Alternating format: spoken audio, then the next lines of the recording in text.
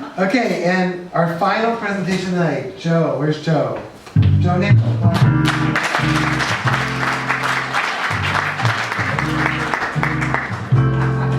As if I wasn't tall enough. This is quite the view. You have the mic up. I'm gonna flail my arms around, so I'm just gonna leave it. Okay. This must be the tallest pecan. I'm wearing heels too. Yeah, so my name's Joe Nickol, and for the last 8 years or so, I've been really focusing on the regenerating of old places and cities, and using those lessons in how we develop new places in emerging markets. And one thing that's been interesting over the last 10 years or so has been to see how people have talked about creative class and the creative cities in particular. And it seems like in one end there's all the hipsters and the skinny jeans and everything. They got to go into a district, and the suits and the ties, they're all over here. And that's really starting to limit our economy. But over the last couple of years, and Bruce Katz has said it best, is that we need to move our economy and our cities from being places structured around debt to places structured around productivity. So we need to start building things. And so through my work and through our collaboration, we've developed two types of traits that cities must have to realize their creative potential. One are inherited, they're the hardest to change, they're the ones we get passed down through generations. And then the others are nurtured, the ones we put on ourselves when we're developing new places. So the first set of traits, and I'll walk through each one of these in greater detail, are those inherited traits, the bones of a place, the things that are hardest to change. And that's when we have a hierarchy of places and adaptive, flexible buildings that can be compressed around small spaces.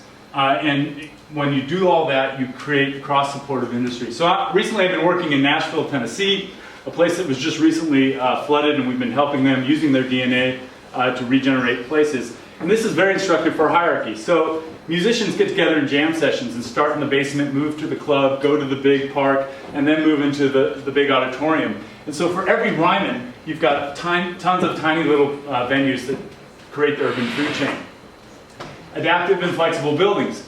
Jane Jacobs said, old ideas always need old buildings, or new ideas always need old buildings, but old ideas, I'm really screwing up this quote. It just is, new ideas, old buildings, old ideas can sometimes afford new buildings. So needing old buildings. Compression. This is more than just mixing uses. It's about how you restructure and create places to get people close together, not worrying so much about the mix or about the distance between, but create that ground for exchange of ideas. And do that in found places. This is Printers Alley in Nashville. This used to be the spot where all the musicians that were playing in the clubs would actually come after the event and share ideas, talk about the set, how they did, how the people was, how the food tasted, and that kind of thing. And so when you put all that together, you create a web of an economy that starts to spin off innovation. So take Nashville. Nashville started with farms, centrally located, with a railroad that was able to get those products to market. The National Life Insurance Company wanted to insure those farms, and then they spread into the creative economy of music combined with education and healthcare from that. The second part of the traits are the nurture traits, the traits that we pass or that we instill in ourselves as we develop new places. Thrifty, innovative, adaptive, discovery-driven, and sticky. And so Thrifty talks a lot about doing the most with what you have. So you limit your indebtedness, pull yourself up from the bottom up. This is a place you can see in the corner here that I'm working on in Cincinnati, where we're transforming this forgotten place into a theater troupe's place where they can perform and have small acts combined with artists and residents who are participating in that group. It also has to do with who you're choosing as innovative partners. Stockbox Grocers, we talked about pop-up. They create this transformer pod that comes as a fully loaded grocery store into a tiny market area that is a food desert. But they have a business model that grows with you into a bricks and mortar location. They're started out in Seattle.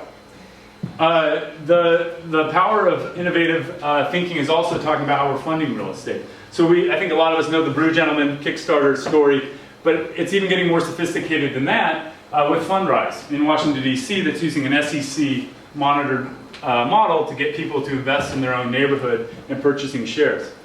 I love the story of Enrico's Biscotti company. for one that's talking about flexibility.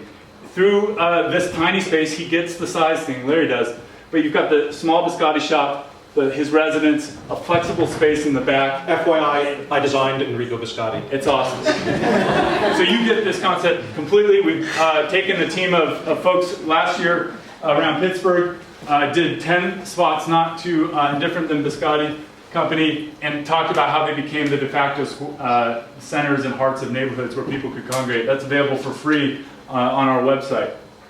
The last two, being discovery-driven and being sticky to new ideas, acknowledges the fact that the future is hard to predict. And I think a great example of that is taking place in East Liberty, or has taken place in East Liberty, where the waffle shop transformed a conversation that was happening in a district, created a platform for people to talk about that change, so that over time, places all down Center Avenue that we have been talking about for years and years and years, and particularly this building right here, which after decades is starting to come back to life, created a very vibrant street, and even has a Target if you're into that kind of thing. Target, yes. And so, taken together, these traits, some of the old ones and some of the new ones, are starting to form a new development culture. So whereas before we'd assemble large tracts of land, design a really tight master plan, bundle the financing, build the infrastructure, assuming growth is going to pay for it, and develop parcels, and then get out of there. Now we're in a process that's very exciting, where we're focusing on the areas with the highest regeneration potential, establishing the social capitalization network, connect the potential entrepreneurs with their market, and develop the minimum viable product, and then repeat. It's a lifelong process in regenerating creative places. So whether you're working in Norfolk like we are recently in developing one of their artist districts and trying to invent their new economy, or Pittsburgh, we think that there's places are all around and can be in charge or lead the way of unleashing our cities and become creative ones.